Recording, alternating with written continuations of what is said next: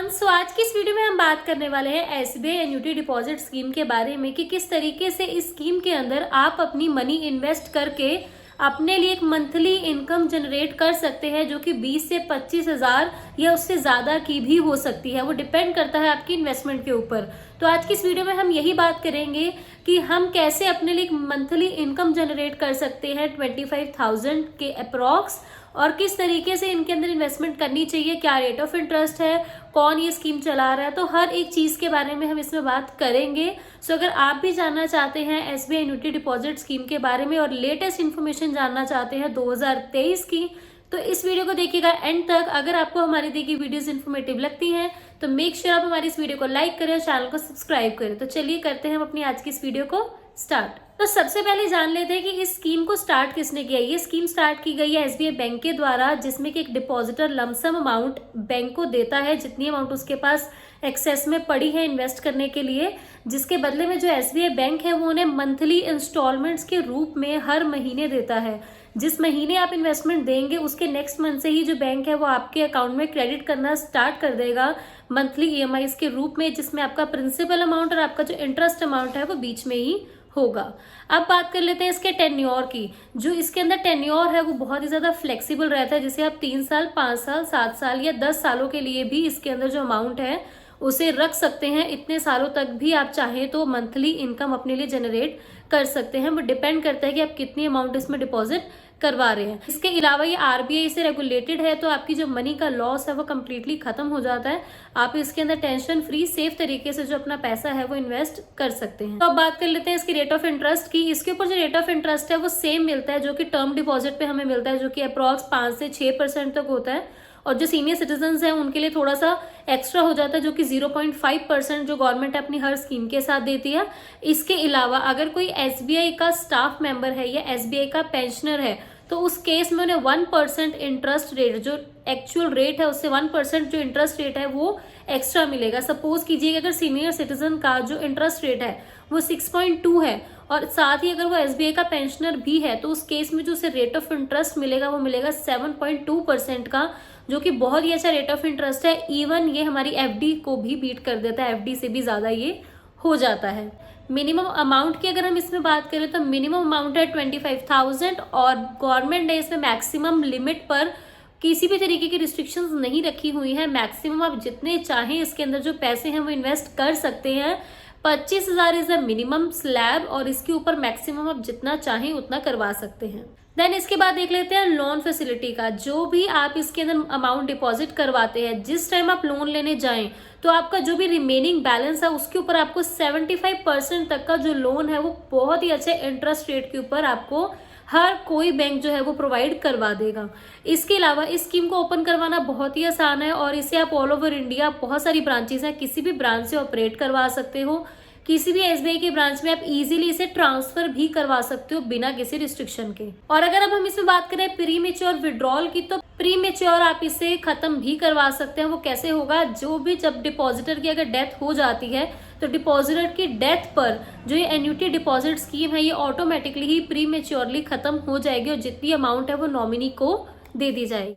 इसके बाद बात करते हैं इसके ऊपर टैक्स की। तो जो एसबीआई एन्युटी डिपॉजिट स्कीम है इसके ऊपर टैक्स लगता है, जो कि लगता है टीडीएस के फॉर्म में। जितना भी आप इंटरेस्ट इसके ऊपर कमाएंगे, जितना भी आप अपनी स्कीम से इंटरेस्ट कमा रहे हैं उसके ऊपर आपको चार्ज लगेगा टैक्स, जो कि टीडीएस के रूप में आपको पे करना होगा। और इसी वजह से कई बार क्या होता है कि जो लास्ट की हमें ईएमआई मिलती है, जो लास्ट मंथ की मिलती है, वो नियरेस्ट रुपी में कर दी जाती है राउंड ऑफ। इस वजह से थोड़ा सा जो अमाउंट का डिफरेंस आ जाता है। बात कर लेते हैं इसमें एलिजिबिलिटी की। अगर आप इस स्कीम के अंदर पैसा इन्वेस्ट करना चाहते हैं उसके लिए सिर्फ 2 ही एलिजिबिलिटी है। फर्स्ट की आप इंडिया के रेजिडेंट होने चाहिए, दूसरा आपकी एज अगर आपकी 18+ है तो भी आप इस स्कीम में पार्टिसिपेट कर सकते हैं। अगर माइनर है तो वो भी इसमें पार्टिसिपेट कर सकता है। सिंपल सी यही चीज चाहिए। बाकी आपके जो नॉर्मल डॉक्यूमेंट्स होते हैं, आपका आधार, पैन, सिर्फ वही चीजों की जरूरत पड़ती है। तो अब बात कर लेते हैं कि इस स्कीम के अंदर मनी डिपॉजिट करने के हमें क्या बेनिफिट मिलेंगे। सबसे पहला बेनिफिट आपको मिलेगा पीरियड ऑन इन्वेस्टमेंट्स की। आपकी जो इन्वेस्टमेंट है जरूरी नहीं कि वो आपको मैच्योरिटी के टाइम पे ही मिलेगी।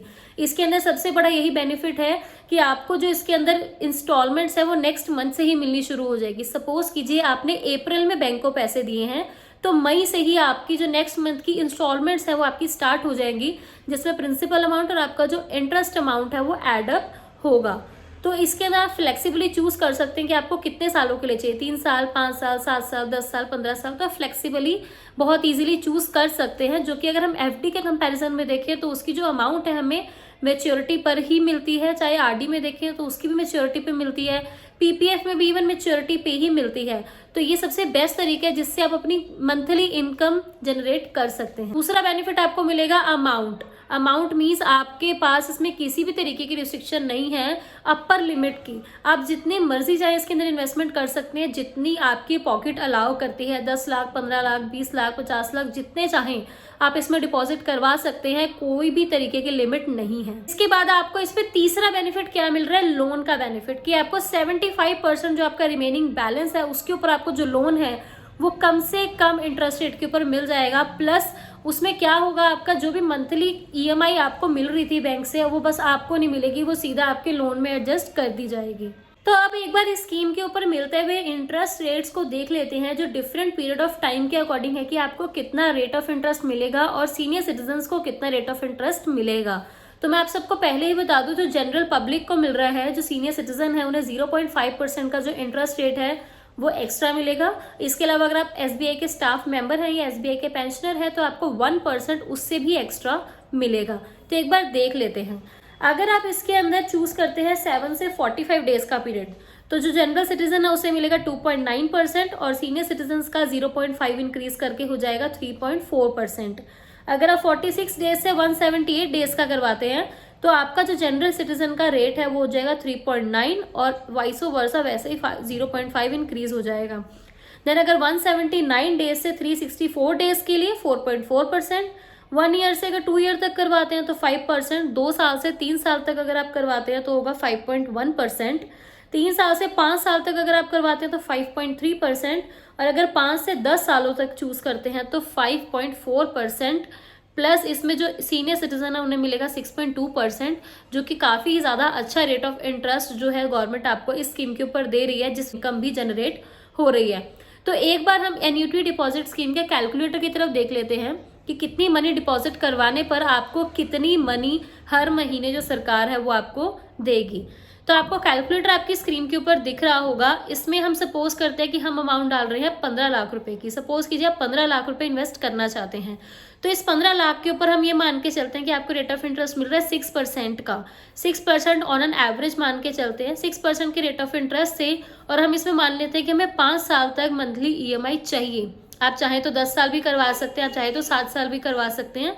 अगर हम 5 सालों का मान के चले तो हमारे पास जो अमाउंट है वो अप्रोक्स ईयर की आती है 3,36,000 रुपीज़। तो इसको अगर हम मंथली कन्वर्ट करें तो बनता है हमारे पास 28,000 रुपीज़। तो ऑन एन अप्रॉक्स 28,000 रुपये हर महीने जो एसबीआई बैंक है वो आपको देगी, और जिसके ऊपर आपका प्रिंसिपल और जो इंटरेस्ट अमाउंट है वो बीच में एडअप है, जिससे कि आपके मंथली जो बेसिक एक्सपेंसेस हैं वो आपके इसी में कवर हो जाते हैं। उसकी टेंशन आपको बिल्कुल भी लेने की ज़रूरत नहीं है। सो ये बहुत ही अच्छी स्कीम है जिसके अंदर आप इन्वेस्टमेंट कर सकते हैं। सो इन दी एंड मैं आप सबको यही कहना चाहूंगी कि किसी भी स्कीम के अंदर निवेश करने से पहले आप अपनी रिसर्च जरूर करें। किसी के भी कहने पर आप ये चीज़ ना स्टार्ट करें। अगर आपको लगता है कि आपकी जो पॉकेट है उसे अलाउ करती है और जितना इंटरेस्ट आपको पे किया जा रहा है वो आपके लिए बेटर है, वो आपको सूट करता है, तो उस केस में ही आप जो किसी भी स्कीम का बेनिफिट उठाएं। इसके अलावा अगर आपको हमारी दी गई वीडियो इन्फॉर्मेटिव लगी तो मेक श्योर आप हमारी इस वीडियो को लाइक करें, चैनल को सब्सक्राइब करें। मैं मिलती हूँ आप सबसे हमारे नेक्स्ट वीडियो में, तब तक के लिए कीप वॉचिंग अनलॉक लाइफ।